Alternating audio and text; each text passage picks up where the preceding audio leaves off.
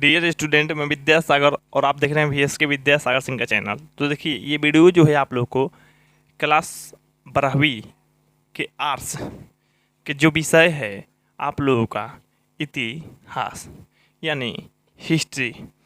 तो देखिए, आर्ट्स विषय में जिन लोगों का हिस्ट्री है उन लोगों को 3 बुक पढ़ना है इतिहास में। 3 बुक, भाग 1, भाग 2 और भाग 3 करके आप लोग को 3 गो बुक पढ़ना पड़ेगा। तो यहाँ पे आप लोगों को भाग 1 हम लोग जानेंगे, उसके बाद भाग 2 और तब जाकर 3। तो यहाँ 3 गो किताब आप लोगों को पढ़ने के लिए मिलता है। तो ये जो है आप लोगों को भाग 1, और भाग 1 के जो चैप्टर है, अध्याय है हम लोगों का 1 यानी एक्सरसाइज एक कहिए या मैंने अध्याय चैप्टर 1 कहिए। इसका नाम जो है आप लोगों को ईंटे, मन के तथा अस्थियाँ। ईंटे, मन के तथा अस्थियाँ। क्योंकि ये सर कैसा पाठ है? ईंटा, मन का, अस्थि, अस्थि मतलब हड्डी होता है आप लोग। तो ये सब पाठ है क्या? तो अब देखिए, आप लोग को स्पष्ट तौर पे देखने के लिए मिल रहा है पाठ में है क्या। इतिहास आप लोग जान गए हैं। अब देखिए यहाँ पे, अब पाठ आप लोगों को समझ में आ रहा होगा कि ईंट या ईंटा कहिए, मन के जो कि घड़ा जैसा होता है, अस्थिया मतलब अस्थि हड्डी, ये सब खुदाई के दौरान मिला है। किसके दौरान मिला है? खुदाई मतलब उत्खनन कहता है। जब हम लोग पृथ्वी को खाने माने खोदने पर ये सब जो भी मिला उत्खनन के तहत ये सब हम लोग को मिला है। लेकिन ये जो मिला है कौन सी सभ्यता को प्रदर्शित करती है, कौन सभ्यता में ये सब था, तो अभी जाके पता चला है। तो हड़प्पा सभ्यता में। कौन सा सभ्यता? हड़प्पा सभ्यता। तो खैर, पाठ का आप लोगों को नाम ईंट, मन के तथा अस्थियाँ। हम लोग को जाना है अभी हड़प्पा सभ्यता। तो हड़प्पा सभ्यता जानते हैं, तो हम लोग इतिहास को थोड़ा आगे लेकर चलते हैं। हम लोग को जानना क्या है। तो ये इंट्रो के रूप में आप लोगों को एक फ़ोटो दिख जा रहा है। अब हम लोग को यहाँ से पाठ शुरू हो रहा है। चलिए, अब ये यहाँ पे ये टेंशन मत रखिएगा कि आप लोगों को जैसे ये PDF पढ़ने के लिए नहीं मिलेगा। मिल जाएगा, बिल्कुल टेंशन नहीं करना है, ठीक ना। यहाँ पे आप लोगों को पहला पाठ जो नाम है आप लोगों को ईंटे, मन के तथा अस्थियाँ, हड़प्पा सभ्यता, ठीक ना। तो यहाँ पे देखिए, संस्कृति शब्द का अर्थ। अब यहाँ पे जैसे मान लीजिए ये हाईलाइट है। क्या है? हाईलाइट। हाईलाइट मतलब यहाँ पे ये मेन चीज़ है, मेन टॉपिक ये है, संस्कृति शब्द का अर्थ। जैसे यहाँ से हम आगे ये पढ़ेंगे तो हम लोग को संस्कृति शब्द का अर्थ पता चलेगा। जैसे हम यहाँ से आगे हड़प्पा सभ्यता या सिंधु सभ्यता भी कहा जाता है इसको, तो उसके बारे में हम लोग पढ़ेंगे। तो ये मेन हाइलाइट्स जो है आप लोग को पढ़ लेंगे, पहले उसके डिटेल्स के बारे में जानते चलेंगे। ये NCERT बुक में जितना भी आप लोगों को क्वेश्चन तैयार होता है उतना सबके सब हमारे PDF में है। कहीं से आप लोगों को ढूंढने की कोई ज़रूरत नहीं पड़ेगा, हर चीज़ आपको इसमें मिलने वाला है। चलिए, अब आगे हम लोग बढ़ते हैं। जो आप लोगों को हम लोग को जो जानना है, संस्कृति शब्द का अर्थ क्या होता है। संस्कृति शब्द का अर्थ, एक एक चीज़ को ध्यान से देखिएगा क्योंकि हम एक्सप्लेन करेंगे, डिटेल्स से बताएंगे। ध्यान से बस सुनना पड़ेगा आप लोगों को। अगर सुनने में अच्छा नहीं लगेगा तो फिर तो समझना पढ़ना आप लोगों को बेकार है। आप लोग को पढ़ना है एकदम सिलेबस में आप लोग को है, इसी में से आप लोग से प्रश्न भी पूछेगा, तो इसलिए मन लगा के पढ़िए। अब देखिए, पुरातत्वविद संस्कृति शब्द का प्रयोग पूरा वस्तुओं के ऐसे समूह के लिए करते हैं जो एक विशिष्ट, क्या विशिष्ट मतलब खास शैली के होते हैं। शैली मतलब नस्ल के होते हैं और सामान्यतः एक साथ एक विशेष कालखंड तथा भौगोलिक क्षेत्र से संबंध में पाए जाते हैं। जैसे मान लीजिए, संस्कृति का अर्थ क्या होता है, पुरातत्वविद बताते हैं कि संस्कृत शब्द जो है उसका प्रयोग कहाँ होता है, पुराओ वस्तुओं के ऐसे समूह, पुराओ वस्तुओं के ऐसे समूह करने का मतलब जहाँ मतलब बहुत सारा चीज़ मिलेगा। क्या क्या मिलेगा? माने वो विशिष्ट चीज़ मिलेगा। विशिष्ट मतलब खास चीज़ मिलेगा, ध्यान रखिएगा, खास चीज़। इसमें खास शैली के होते हैं। इसे एक साथ या विशेष कालखंड में, एक साथ कहिए या विशेष कालखंड में भौगोलिक क्षेत्र से संबंधित रहेगा। मतलब भौगोलिक क्षेत्र मतलब कहीं न कहीं ज़मीन, नहीं तो कहीं न कहीं जगह, नहीं तो कहीं न कहीं कोई क्षेत्र, जो भौगोलिक, जो हम लोग को पृथ्वी के अंदर कहिए ऐसा जगह, ऐसा क्षेत्र, उससे अगर संबंधित रहा तब हम लोग उसको संस्कृत शब्द का प्रयोग करेंगे, उसके लिए संस्कृत शब्द का प्रयोग करेंगे, ठीक ना। चलिए यहाँ से जस्ट हम आगे बढ़ते हैं। तो आगे हम लोग को जानना है हड़प्पा सभ्यता एवं सिंधु सभ्यता। आप लोग एकदम पहला अभी जाने होंगे संस्कृति शब्द, जो कि आप लोग को प्रश्न में पूछेगा नहीं, बस आप लोग को जानकारी के लिए जानना था, प्रश्न में पूछने वाला नहीं है संस्कृति क्या, ठीक ना। अब यहाँ पे आप लोगों को एकदम डिटेल्स जो है एकदम गहराई से जानना है हड़प्पा सभ्यता या सिंधु घाटी सभ्यता। तो इसी के बारे में आप लोग को अच्छा से पढ़ना है, अच्छा से जानना है। अगर ये नहीं पढ़िएगा, ये नहीं समझिएगा तो कुछ नहीं, मतलब कहने का तो पीडीएफ में आप लोग को है क्या, किसके बारे में आप लोग जानने वाले हैं, तो बस हड़प्पा सभ्यता, नहीं तो सिंधु घाटी सभ्यता। सिंधु घाटी सभ्यता इसलिए कहता है कि सिंधु नदी के किनारे ये सभ्यता बसा था।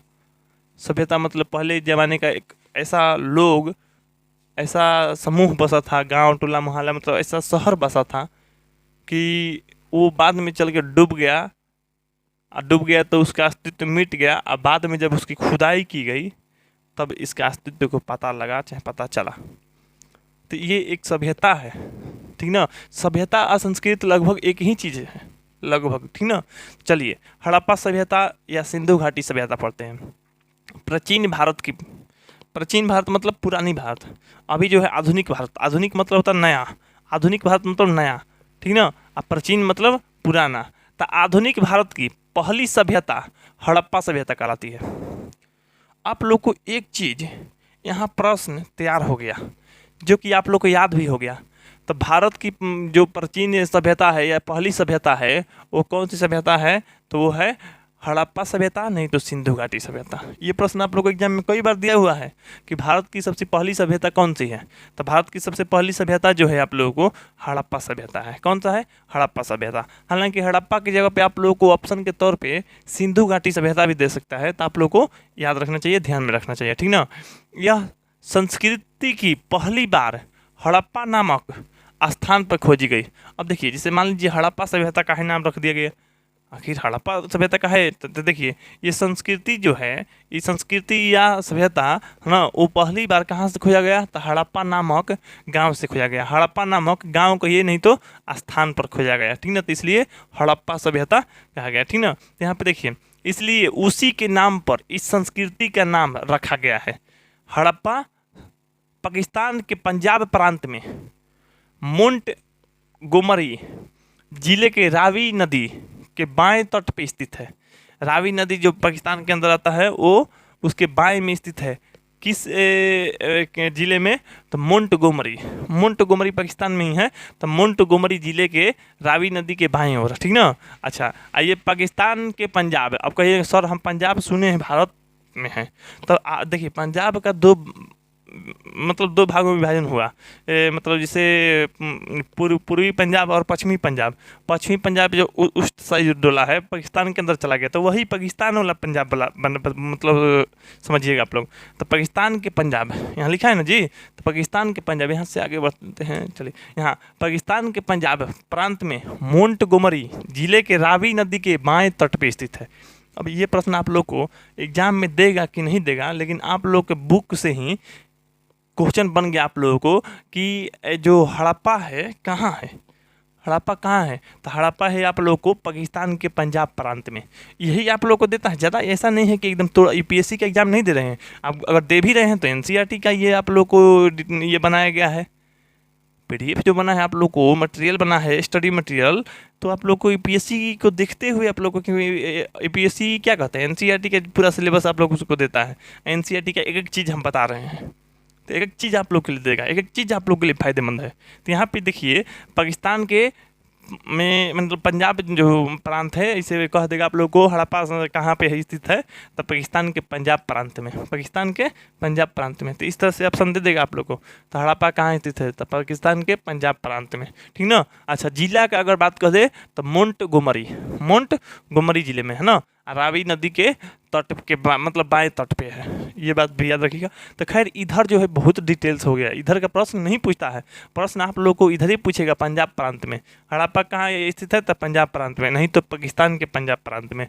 ठीक है, लगभग 2600 और 1900 ईसा पूर्व, ठीक ना, मतलब बीसी भी इसको कह सकते हैं, बिफोर क्राइस्ट मतलब बीसी मतलब ईसा पूर्व मतलब आप लोगों को ईसा मसीह के जन्म से पहले, ईसा पूर्व, ठीक ना, के बीच इसका काल निर्धारण किया गया है।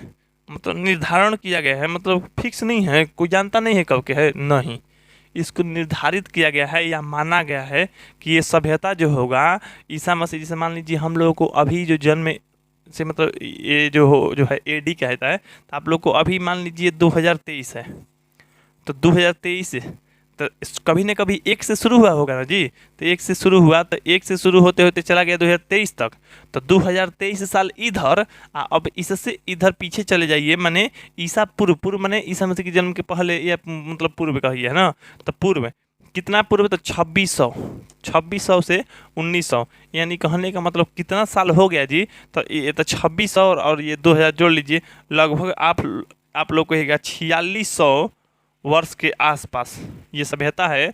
4600 वर्ष के मैंने 4600 वर्ष पहले का ही ये सभ्यता है, ठीक ना। चलिए, तो 1900 ईसा पूर्व के बीच इसका काल निर्धारण किया गया मतलब ऐसा माना गया है कि ये उतना समय पुराना है, क्योंकि ये धरती के अंदर दबा हुआ था। इस सभ्यता को यहाँ पे साफ साफ लिखा गया है, इस सभ्यता को सिंधु घाटी सभ्यता भी कहा जाता है। हड़प्पा सभ्यता तो कहाँ ही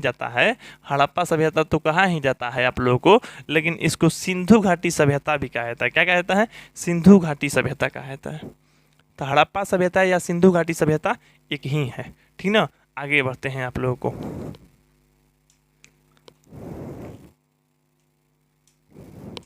आगे देखिए आप लोग, जो अगला पॉइंट है यहाँ पे देखिए, ये पॉइंट जिसे दिया गया है ना, पॉइंट बाय पॉइंट, तो पॉइंट के लिए एक सर्किल में डॉट दिया गया है या वृत्त दिया गया है, आप लोग को समझ में आ रहा होगा, ठीक ना। तब देखिए, इस सभ्यता का विस्तार मतलब फैलाव कहिए, फैलाव ना, प्रारंभ कीजिए, मतलब यहाँ प्रारंभ में 12,99,600 वर्ग किलोमीटर निर्धारित किया गया।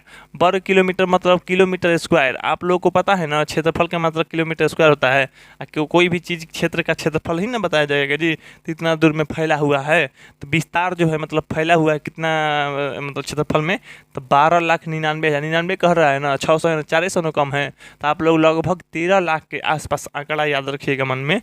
तो जो हड़प्पा सभ्यता या सिंधु घाटी सभ्यता जो है 13 लाख स्क्वायर किलोमीटर या 13 लाख वर्ग किलोमीटर भाग में या क्षेत्र में फैला हुआ है ना, निर्धारित किया गया है था, जो अब 15 से 20 लाख वर्ग किलोमीटर स्क्वायर हो गया।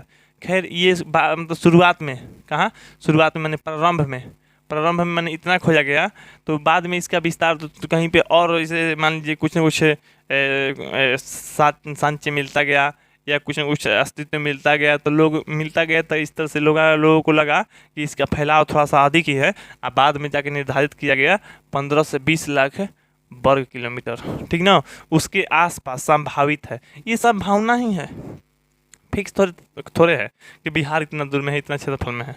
वो संभावना था, क्योंकि वो पृथ्वी के अंदर मिट्टी से दब गया था वो शहर, वो सभ्यता संस्कृति दब गया था, मिट गया था। बाद में खुदाई के दौरान मिला तो एकदम स्पष्ट तौर पे पता थोड़े लगा सकते हैं कहाँ से कहाँ तक था, तो इसलिए ये संभावित है, संभावना जताया जाता है, ठीक ना। सिंधु सभ्यता के लिए सुझाया गया नाम सिंधु सरस्वती संस्कृति एवं सिंधु सभ्यता का उपयुक्त नाम हड़प्पा सभ्यता है। सिंधु सभ्यता का उपयुक्त नाम क्या है? हड़प्पा सभ्यता, नहीं तो सिंधु घाटी सभ्यता, नहीं तो हड़प्पा सभ्यता को सिंधु सरस्वती संस्कृति भी कहता है। संस्कृति या सभ्यता तो एक ही चीज़ आप लोग को बता दिए कि सिंधु सरस्वती संस्कृति, ठीक ना, नहीं तो सिंधु सभ्यता भी कह सकते हैं, सिंधु घाटी सभ्यता भी कह सकते हैं, हड़प्पा सभ्यता भी कह सकते हैं, ठीक है। आगे बढ़ते हैं, अगला पॉइंट पे आते हैं। यहाँ पे देखिए, अगला पॉइंट है आप लोग को सिंधु सभ्यता में देखिए, सिंधु सभ्यता में महादेवन एवं विश्वनाथ द्वारा किए गए शोध के आधार पे, माने खोज के आधार पर 2467 अभिलेख या अभिलिखित सबूत मिले हैं। कितना अभिलेख मिले हैं? तो 2467 अभिलेख मिले हैं, जिसकी संख्या अब 3000 के आसपास हो गई है। संख्या जो हो गया है 3000 के आसपास हो गया है।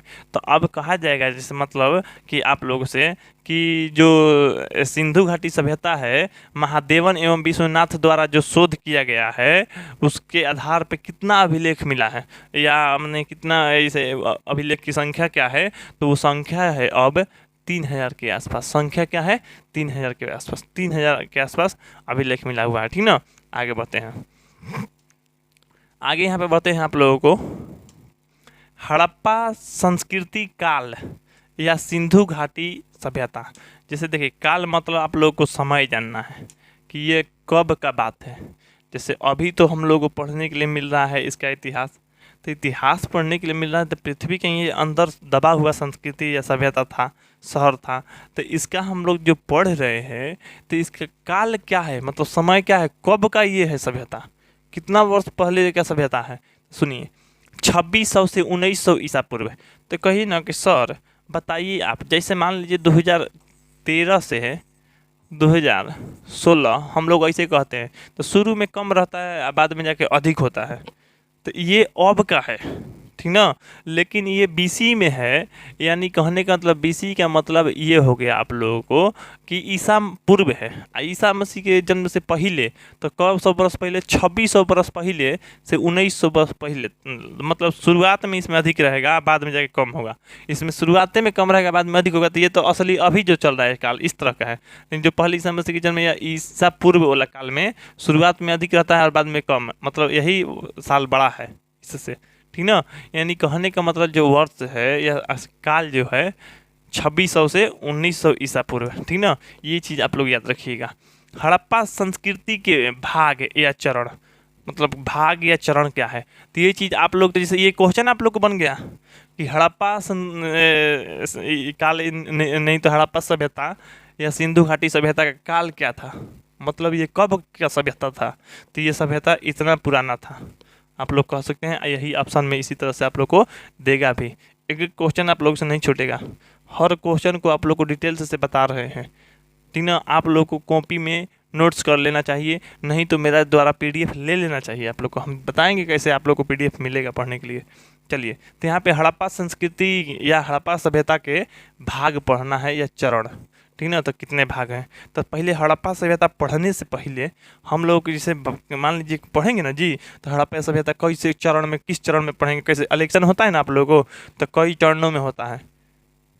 पहला चरण, दूसरा चरण, तीसरा चरण, इस तरह से चरण बना के दिया गया रहता है। 4 गो 5 गो चरण होता है, चरण के आधार पर पढ़ाया जाता है। उसी तरह से यहाँ पे आरंभिक हड़प्पा सभ्यता, आरंभिक मतलब शुरुआत वाला, जब शुरू खोज होगा तो आरंभिक हड़प्पा सभ्यता। बाद में है विकसित हड़प्पा संस्कृति या सभ्यता, ठीक ना। सभ्यता भी कह सकते हैं, संस्कृति भी कह सकते हैं।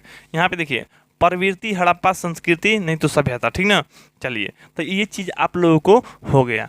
अब यहाँ से आप लोगों को जैसे काल आप लोग जान रहे हैं, समय पढ़ रहे हैं, तो ये चीज़ जहाँ जो है आप लोग के लिए बहुत ही बड़ा मायने रखता है। ये क्या मायने रखता है आप लोगों के लिए, तो ये मायने जो रखता है आप लोगों के लिए, यहाँ पे जानकारी सबको हो रहना चाहिए, सबको जान जाना चाहिए क्या चीज़ होता है, ठीक ना। नहीं तो यहाँ जानकारी नहीं हुआ आप लोगों को तो सही से नहीं जान पाएगा कोई भी चीज़। ऐसा सही से नहीं जान पाएगा तो आने वाले समय में आप लोग कहीं ना कहीं झुक जाइएगा, या कहिए कि वहाँ चुप रहना पड़ेगा इस बातों को लेकर। जैसे देखिए, अब बीसी मतलब क्या होता है, एक समय दर्शाने का ही ये सांकेतिक रूप है। तो बीसी मतलब होता है बिफोर क्राइस्ट, ठीक ना, मतलब ईसा पूर्व होता है, ईसा पूर्व। जैसे मान लीजिए मेरा जन्म अभी हुआ है, मतलब अभी तो नहीं, मतलब ये हुआ है मेरा जन्म, मान लीजिए 2000 लिख रहे हैं जी, 1900 जैसे मान लीजिए 99 में, तो 1999 में मेरा जन्म हुआ है, तो 1999 में मेरा जन्म हुआ। लेकिन मान लीजिए अगर हुआ रहता 5000 वर्ष पहले, या हुआ रहता 3000 वर्ष पहले, 3000 वर्ष पहले हुआ रहता, तो हम कैसे बताते, क्योंकि अभी तो 2023 है, तो 2023 है और 3000 वर्ष पहले मेरा जन्म हुआ रहता तो हम क्या कहते? 3000 वर्ष पहले तो पृथ्वी था ना, लोग थे ना वहाँ पे, तो 3000 वर्ष पहले तो बताइए, तो अगर घटाइएगा भी तो माइनस में चले जाएगा, माइनस में चले जाएगा लगभग 976 शायद 77, 977 माइनस में चल जाएगा, नहीं 977 जो जा रहा है, मतलब यहाँ से पहुँचिए आप जीरो तक आसानी से, और जीरो के बाद जब पहुँचना है तो आप ईसा पूर्व कह लीजिएगा। माने ये तो जन्म हो गया ईसा मसीह का, ईसा मसीह के जन्म से पहले, आइए ईसा मसीह के जन्म के बाद, ठीक ना। तो ये एक राष्ट्र से माने पहले, तो पहले जो है आप लोगों को 900 यहाँ पे 77 ईसा पूर्व कहते हैं हम। जैसे मान लीजिए हमारा जन्म 3000 वर्ष पहले हुआ रहता तो हम कब कहते? जैसे मान लीजिए हम कहेंगे ना 1999 में है हमारा डेट ऑफ ईयर जो है 1999 है, मान लीजिए हमारा 3000 वर्ष पहले जन्म हुआ रहता तो हम कैसे कहते? तो हम कहते 977 ईसा पूर्व कहते हैं। क्या कहते हैं? 977 ईसा पूर्व कहते हैं। अब देखिए उसके बाद आप लोग को जैसे बहुत सारा जैसे वर्ष लिखा रहता है ना, तो BC लिखा रहता है, BC मतलब समझिएगा बिफोर क्राइस्ट, मतलब ईसा पूर्व। अब उसके बाद कहीं कहीं देखिएगा AD लिखा रहता है, माने एनो डोमिनी, ठीक ना, एनो डोमिनी लिखा रहता है, मतलब ईसा मसीह के जन्म वर्ष, मतलब जब ईसा मसीह के जन्म हुआ तब के बता रहे हैं। ईसा मसीह के जब जन्म हुआ तब के बात बता रहे हैं, ईसा डोमिनी कहलाएगा, ठीक ना। चलिए, तो ईसा मसीह के जन्म जैसे जीरो पे हुआ, जैसे देखिए बता रहे हैं डिटेल से आप लोग जान लीजिए। जैसे देखिए आप लोगों को BC होता है, ठीक, ये होता है आप लोगों को AD, और ये होता है आप लोगों को BP, ठीक ना। अब देखिए जैसे कहने का मतलब हो गया ये ईसा पूर्व कहलाएगा। क्या कहलाएगा? ईसा मान लीजिए ईसा पूर्व, चलिए ऐसा नहीं लिख देते हैं, ईसा पूर्व, ये जीरो नहीं रहेगा, ठीक ना। यहाँ पे आप लोगों को चलिए मिटा ही लेते हैं, मिटा के लिख देते हैं। जैसे मान लीजिए ईसा पूर्व कह सकते हैं आसानी से आप लोग, ईसा पूर्व।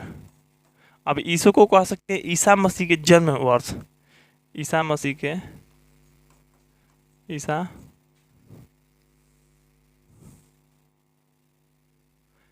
मसीह के जन्म वर्ष, जन्म वर्ष। अच्छा, आज जब BP के बात है, BP, तो BP जो है आप लोगों को आता है ईसा, मतलब ईसा मसीह के बाद कहिए, नहीं तो आप लोग कह सकते हैं आज से पहले, आज से पहले, आज से पहले। तो इस तरह से होता है आप लोगों को।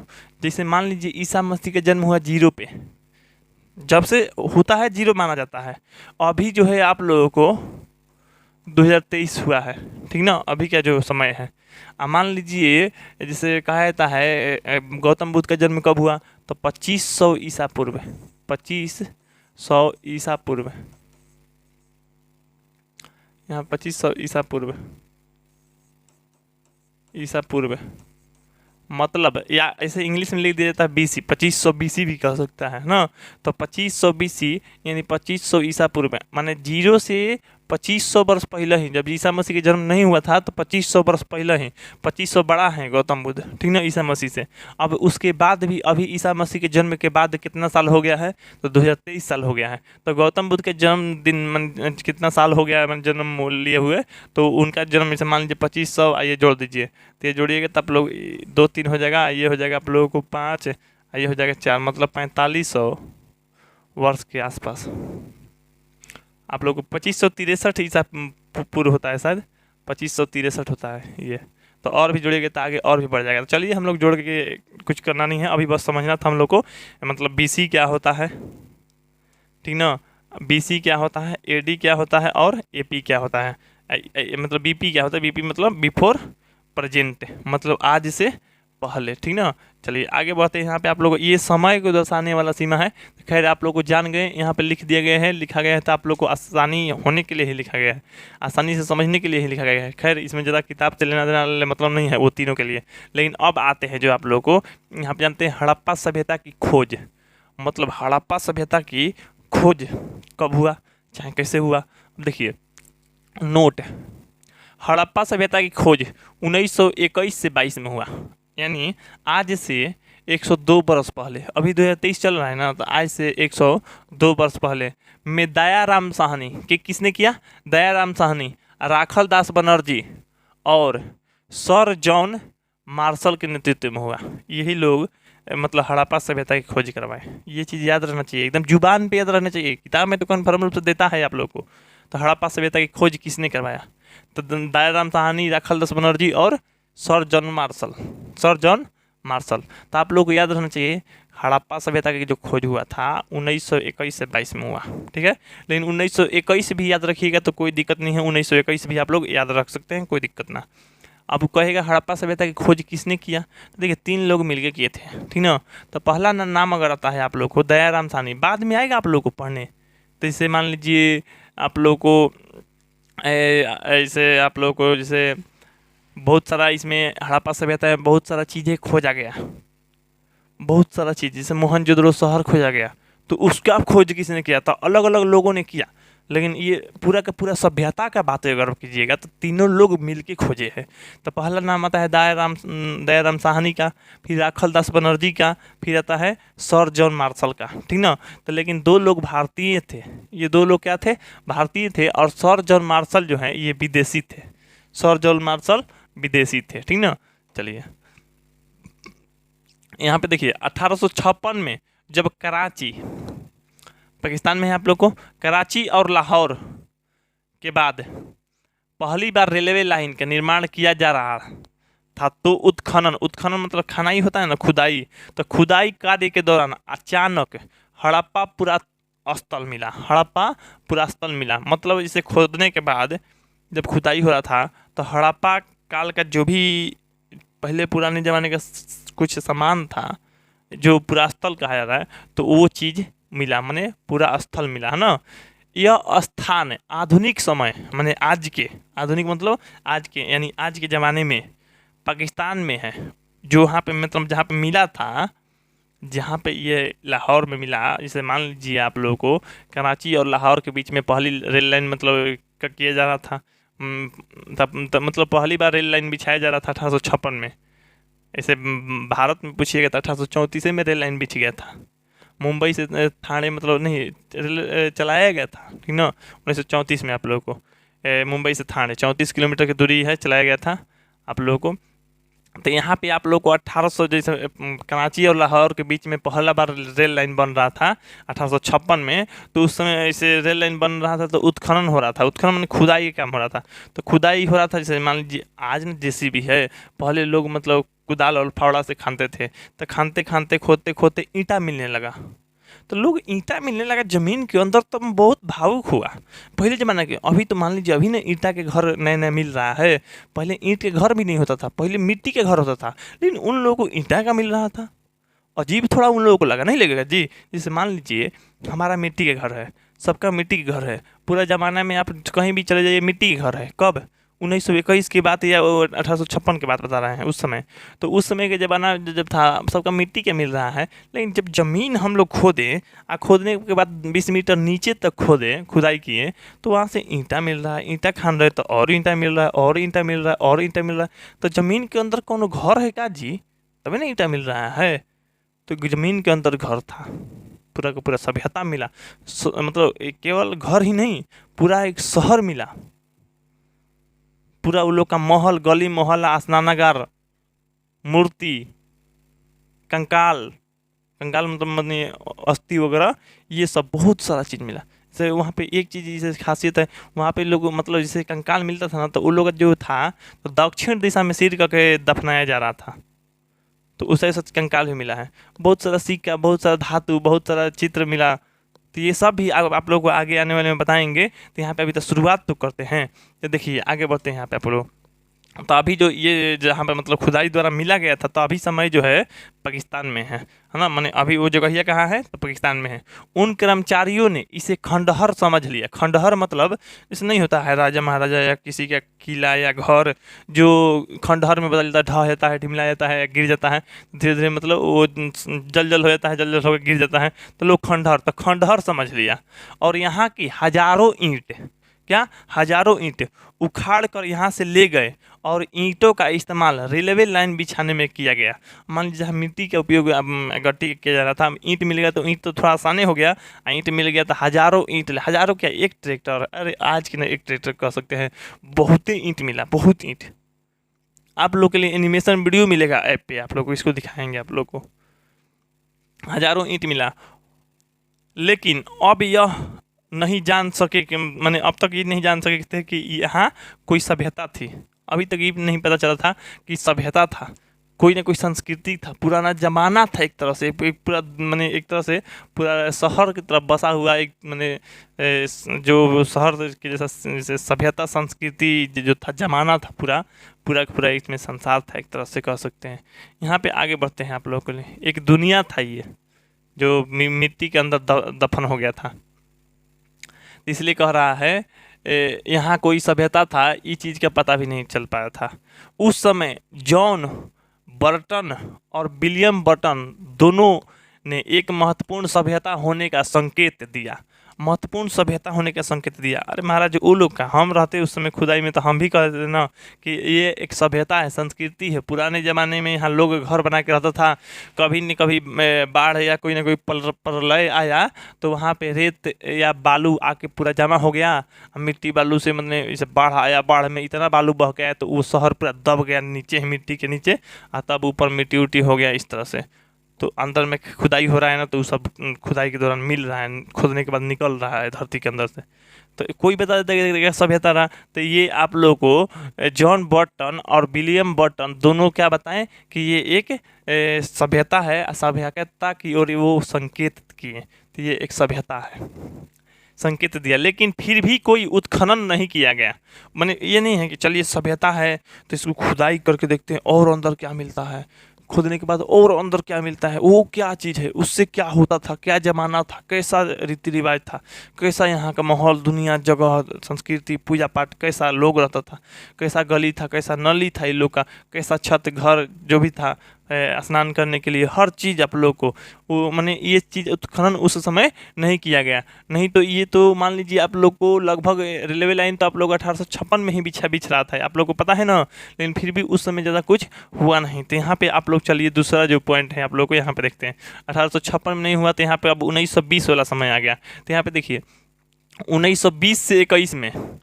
माधव स्वरूप उत्स दयाराम साहनी के द्वारा पहली बार हड़प्पा सभ्यता का उत्खनन किया गया, पहला बार उत्खनन किया गया। किसको? तो माधव स्वरूप उत्स और दयाराम साहनी दोनों मिल के या दोनों के द्वारा हड़प्पा सभ्यता का उत्खनन मतलब खुदाई करवाया गया था। खुदाई करवाइए और ढूंढते हैं, देखते हैं हम लोग कि क्या है इसमें, मतलब क्या पता चलता है। तब बाद में तो पूरा दुनिया ही इसका मिल गया क्या था। यहाँ पे देखिए 1922 में राखल दास बनर्जी ने मोहनजोदड़ो नामक स्थान का उत्खनन किया, जो पाकिस्तान के सिंध क्षेत्र में लड़काना जिले में सिंधु नदी के दाएं तट पर स्थित है। ध्यान दीजिए, ये प्रश्न आप लोग इसमें से पूछता है, आप लोग एक चीज़ लिख के रखिएगा। तो 1922 में खोजा गया, किसका? तो मोहनजोदड़ो का। अब मोहनजोदड़ो नामक स्थान है, ये स्थान ही नहीं आप लोगों को बता रहे हैं शहर है, स्थान ही नहीं शहर है, ये व्यापार करने का शहर था मोहनजोदड़ो, है ना। तो ये मोहनजोदड़ो का उत्खनन करके मोहनजोदड़ो मिला, है ना, उत्खनन किया गया। पाकिस्तान के सिंध क्षेत्र में है, ये कहाँ है? तो पाकिस्तान के सिंध क्षेत्र में है। ऐसे प्रश्न आप लोग को पूछता है कि मोहनजोदड़ो कहाँ है, तो ऑप्शन रहेगा पाकिस्तान के सिंध क्षेत्र में, सिंध क्षेत्र में, नहीं तो लारकाना क्षेत्र में, सॉरी लारकाना जिले में, लारकाना जिले में, ये भी आप लोग को याद रखेगा तो अच्छा रहेगा, लारकाना जिला। लेकिन नहीं तो सिंध क्षेत्र एग्जाम में देता है। तो लारकाना जिले के सिंधु नदी के दाएं ओर, सिंधु नदी के दाएं ओर था। राखल दास, राखल है ना, यहाँ पे रखाल है, रखाल नहीं राखल होगा, है ना, यहाँ भी रखाल, पता नहीं थोड़ा सा गलती हो गया, ठीक ना। राखल दास बनर्जी इस टीले के ऊपर स्थित कुषाण युगीन, क्या? कुषाण युगीन बौद्ध स्तूप, जैसे बौद्ध स्तूप जाइएगा तो अर्धगोलाकार रहता है, जैसे बौद्ध स्तूप इस तरह से रहता है, इस तरह से मैंने गोल रहेगा, आप लोग उसमें घूम के देख सकते हैं, अंदर में जाके आप देखिएगा बौद्ध भगवान की मूर्ति रहेगा और बहुत सारा कुछ रहेगा, तब बौद्ध स्तूप। तो यहाँ पे राखल दास बनर्जी टीला के ऊपर क्या देखे, कुषाण युगीन बौद्ध स्तूप का उत्खनन कर रहे थे। बौद्ध स्तूप मतलब बौद्ध स्तूप का पता चला था, ठीक ना, या उत्खनन वो कर रहे थे, देख रहे थे उत्खनन करके।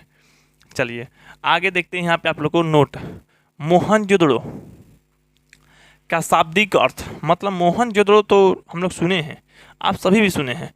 मोहनजोदड़ो का शाब्दिक अर्थ क्या है, माने मोहनजोदड़ो हम कह दिए तो उसका अर्थ क्या होता है, उसका मतलब क्या होता है। तो मोहनजोदड़ो का मतलब होता है मृतकों का टीला। ये प्रश्न आप लोग कंपटीशन में इतना बार दिया है, इतना बार दिया है, तो आप लोग को ऐसे जुबान पे याद रखेंगे। जैसे जुबान है ना ये वाला, इस जुबान पे रहना चाहिए आप लोग को। तो मोहनजोदड़ो को मृतकों का टीला कहा जाता है। और क्या कहता है, मुर्दों का टीला, और मुर्दों का टीला कहा जाता है। और क्या, प्रेतों का टीला, जैसे भूत प्रेत होता है ना, तो वही प्रेतों का टीला। चौथा, सिंध का बाग कहा जाता है। क्या कहता है, सिंध का बाग कहा जाता है। और क्या, सिंध ना नक्ल स्थान, सिंध ना नक्ल स्थान भी कहा जाता है। आज जानते हैं ये क्यों, क्योंकि मृतकों का टीला क्यों कहा जाता था। यहाँ पे एक राजा हुआ करता था, मोहनजोदड़ो में राजा था, और यहाँ पे लोगों को सजा देता था ना, सजा तो मारता था ना, तो वो मार के ऐसे ही लाश को टंगवा देता था, लाश को ऐसे ही टंगवा देता था। वहाँ पे बहुत सारा मतलब लाश पड़ा हुआ था, मृतक लोग माने मुर्दा पड़ा हुआ था। तो मुर्दों का टीला कहा जाता है मोहनजोदड़ो को, बहुत सारा इसी तरह का था। ऐसा अनुमान लगा के बताया गया। कोई देखने नहीं गया था उस समय, पृथ्वी के अंदर तो दब गया था, धरती के अंदर वो तो खोद के सभ्यता पता लगाया गया, लेकिन फिर भी अंदाजा या माने अनुमान लगाया जाता है कि इस तरह का स्थिति रहा होगा।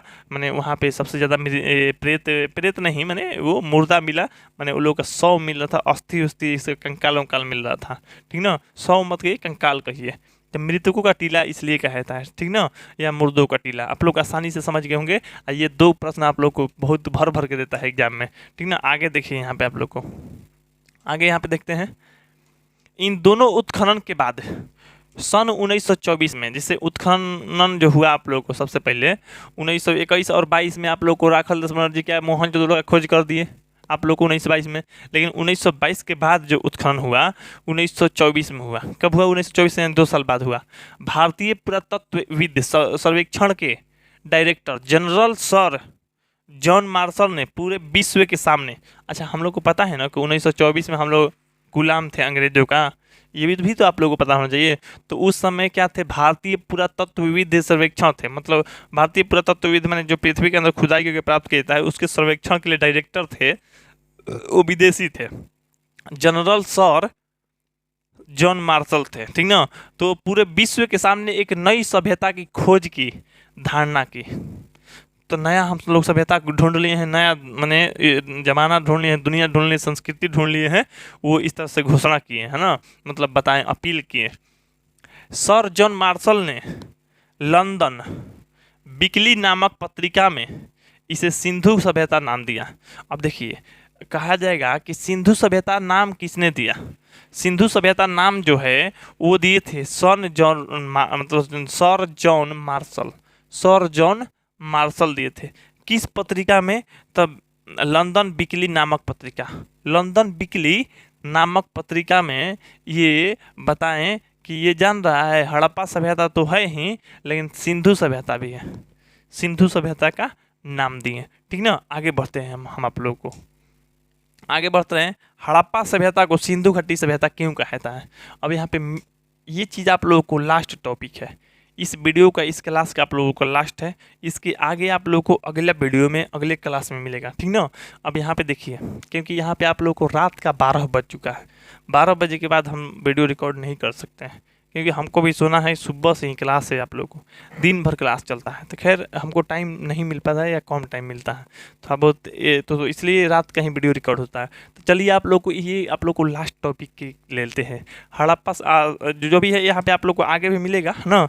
हड़प्पा सभ्यता को सिंधु घाटी सभ्यता क्यों कहा जाता है? हम तो अभी बताए ना जी, हड़प्पा सभ्यता कहिए या सिंधु घाटी सभ्यता कहिए। सिंधु घाटी सभ्यता सर जॉन मार्शल जो थे, उनकी जो पुस्तक थी, पुस्तक या माने पत्रिका, वो लंदन वीकली नामक पत्रिका थी। उसमें क्या कहे कि सिंधु घाट माने सिंधु घाटी सभ्यता नहीं तो सिंधु सभ्यता है ना, लेकिन हड़प्पा सभ्यता था। वो सभ्यता कौन सा था? हड़प्पा सभ्यता था।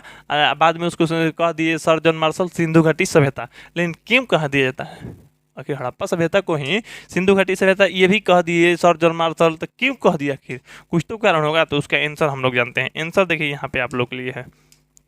आंसर है आप लोगों को, इस सभ्यता को सिंधु घाटी सभ्यता इसलिए कहा जाता है क्योंकि यह सभ्यता सिंधु नदी की घाटी के आसपास फैली हुई थी। हम आप लोग को पहले ही बताए हैं कि नहीं, शुरुआत में ही बताए हैं कि ये सिंधु नदी के किनारे है, तो इसलिए सिंधु नदी घाटी के किनारे है, तो इसलिए आप लोगों को सिंधु घाटी सभ्यता इसको कहा जाता है। नहीं तो इसको हड़प्पा सभ्यता ही कहा जाता। लेकिन सिंधु नदी के किनारे है तो सिंधु नदी को साथ में जोड़ते हुए सिंधु नदी घाटी सभ्यता कहा जाता है, ठीक ना। यह इलाका उपजाऊ था। उपजाऊ मतलब यहाँ खेती बाड़ी ज़्यादा हुआ करता था, तो लोग यहीं पे बस गया। सोचिए पहले मानी जो उतना वर्ष पहले ये उपजाऊ होगा तभी तो यहाँ लोग बसा होगा। नहीं तो ऐसा थोड़ा कि ज़मीन पहले नहीं था, ज़मीन तो बहुत था, लेकिन वहीं पर लोग क्यों बसा हुआ था? तो वहाँ का ज़मीन क्या था? उपजाऊ था। हड़प्पेवासी यहाँ पर खेती किया करते थे, ठीक ना, खेती किया करते थे। तो आप देखिए सिंधु सभ्यता का लिपि, लिपि देखिए भैया, अरे भैया नहीं समझ में आएगा, लिपि नहीं समझ में आएगा किसी को, क्या समझेगा? लिपि हम लोग लिखे हैं इस तरह से, जैसे मान लीजिए क ख ग, इस तरह से लिखे हैं कि नहीं जी? सब लोग इस तरह से लिखे हैं? नहीं तो हम लोग लिखे हैं जिसे मान लीजिए ABCD लिखे हैं कि नहीं? सब लोग लिखा है ABCD। अब बताइए जी, हम लोग को ABCD रहेगा तो हम लोग पढ़ लेंगे, क ख ग रहेगा तो पढ़ लेंगे, चाइना भाषा में लिखा हुआ रहेगा तो पढ़ लेंगे, हर भाषा में पढ़ लेंगे। लेकिन बताइए कुछ हजार वर्ष पहले वो लोग का पूरा इतिहास ही हम नहीं जानते हैं कि कैसे वो लोग मरा है। हम लोग बस कल्पना करते हैं कि हो सकता है प्रलय आया होगा तो वो लोग दब गया है मिट्टी के अंदर, हम लोग खुदाई किए तो हम लोग को प्राप्त हुआ। तो उन लोगों को लिखा गया, जैसे मान लीजिए वो लोग अपना सिक्का पे लिखा है, बताएंगे आगे आप लोग को, सिक्का पे लिखा है तो लिपि ही लिखा जाता है आप लोग को। तो वो लिपि इसे ये देवनागरी लिपि है, ये रोमर में इसी तरह से लिखा जाता है। तो आप लोग को तो लिपि है, तो उन लोग का लिपि कैसा था? लिपि पता नहीं चला, अभी तक नहीं पता चला है। आप लोग को पता चल जाएगा तो जाइए ढूंढ दीजिए, आप लोग का किताब में इतिहास में नाम जुड़ जाएगा। हम पढ़ाएंगे अगला बार से आप लोग का नाम।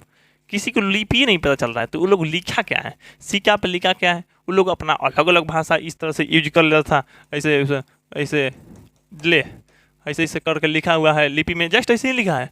अब इसका मतलब क्या पढ़ेगा जी? कैसे पढ़ेगा? कोई जन्म नहीं करता है, ये होता क्या है भाई? ऐसे लिखा गया है। लिपि हम लोग अभी भी नहीं पढ़ पाए हैं, तो लिपि नहीं पढ़ पाए हैं और लिपि के बारे में ही पढ़ेंगे हम लोग कल। हाँ, हम लोग समझ नहीं पाएंगे वो लोग क्या लिखा, लेकिन कुछ हम लोग बात उसके बारे में क्या क्या चीज़ें हैं लिपि के बारे में पढ़ेंगे। और आगे के जो भी टॉपिक है, जो भी बात आने वाला है, हर चीज़ आप लोग को अगले वीडियो में अच्छा से एक्सप्लेन करके डिटेल्स में समझाएंगे, आप लोग को समझ में भी आएगा और पूरा से किसी को भी दिक्कत भी नहीं होगा। अब चलिए आप लोग के लिए अगर जैसे मान लीजिए इतना तो आप लोगों के लिए समझ में आ गया होगा, किसी को कोई दिक्कत नहीं हुआ होगा। तो जब सब लोग समझ लिए तो आप लोग को एक चीज़ की आवश्यकता होगी, PDF का। सर हमको ये नोट्स मिल जाना चाहिए, PDF मिल जाना चाहिए, हमको पढ़ना है। जितना समझाएं आप समझ में आ गया, आगे भी समझाइएगा आएगा, लेकिन हमको नोट्स चाहिए। अब नोट्स ये चाहिए ना, मतलब देखिए बुक पढ़िएगा ना, NCERT बुक आप लोग पढ़िएगा तो बुक सबसे बेस्ट है। लेकिन बुक में तो बहुत सारी चीज़ें न दिया रहता है जी। तो मान लीजिए जो जैसे कुछ लाइन है जो कि ना क्वेश्चन आप लोग को एग्जाम में आएगा, ना जान के कुछ कर पाएंगे, तो वो सब लाइन हटा दिया गया है, हटा के मेन चीज़ लिखा गया है कारण, जहाँ से प्रश्न उत्तर आपका डायरेक्टली पूछता है। तो ये सब नोट्स जरूरी है आपके बेस्ट रिजल्ट के लिए। हमारा कंटेंट का पढ़ना, हमारा कंटेंट का होना बहुत ज़रूरी है, तो इसलिए आप लोग को PDF की हो सकता है। अब PDF आप लोग को मिलेगा प्ले स्टोर पे, एक ऐप है हम लोगों का वीर कोचिंग सेंटर, तो वो इंस्टॉल कर लीजिएगा। वीर कोचिंग सेंटर आप लोग इंस्टॉल कर लीजिएगा, प्ले स्टोर पे मिल जाएगा। अब वीर कोचिंग सेंटर इंस्टॉल करने के बाद वहाँ पे आप लोग के लिए अपना मोबाइल नंबर email ID से लॉगिन कर लीजिएगा। वहाँ पे लॉगिन करने के बाद आप लोगों को 5 हम कोर्स चलाते हैं, 5 जो है कोर्स चलाते हैं पेड कोर्स। उसमें आप लोग क्लास 10th का एगो कोर्स है जिसमें ऑल सब्जेक्ट है। उसके बाद ये जो इंटर क्लास है मैंने 11वीं का 4 गो क्लास चलता है। जैसे मैंने 11वीं का साइंस, 12वीं का साइंस 2 गो हो गया, 11वीं का आर्ट्स और 12वीं का आर्ट्स। इस तरह से आप लोग को पढ़ने के लिए 5 कोर्स मिलता है। आप लोग का जो फी रखा गया है 1000 रुपया रखा गया है। इसमें मिलेगा क्या आप लोगों को, तो देखिए 1000 रुपया ले रहे हैं हम आप लोगों को 1 साल के लिए। इसमें आर्ट्स का जैसे आप लोग ले रहे हैं तो आर्ट्स का ऑल सब्जेक्ट आपको मिल जाएगा PDF चैप्टर वाइज एकदम। इसी तरह से हर चैप्टर का मिलेगा, प्लस में चैप्टर वाइज टेस्ट मिलेगा आप लोगों को। उसके बाद वीडियो मिलेगा, लाइव क्लासेस, रिकॉर्डेड क्लासेस और एनिमेशन वीडियो। 3D में वीडियो जो है घर इन लोगों का कैसा होता था, 3D में हर चीज़ देखेंगे समझेंगे। आप लोग टेस्ट जब देंगे ना, टेस्ट का पैसा वसूल हो जाएगा। 1 साल में 1000, सोचिए ना, 100 रुपया महीना से भी कम पड़ गया। महीना में 100 रुपया आप लोग को पता ही है, ऑल सब्जेक्ट पढ़ने के लिए मिल रहा है। ना कोई प्रचार वहाँ पे मिलेगा ना कुछ मिलेगा, पढ़िए बिंदास। टेस्ट आप लोग को ले देने के मिल रहा है।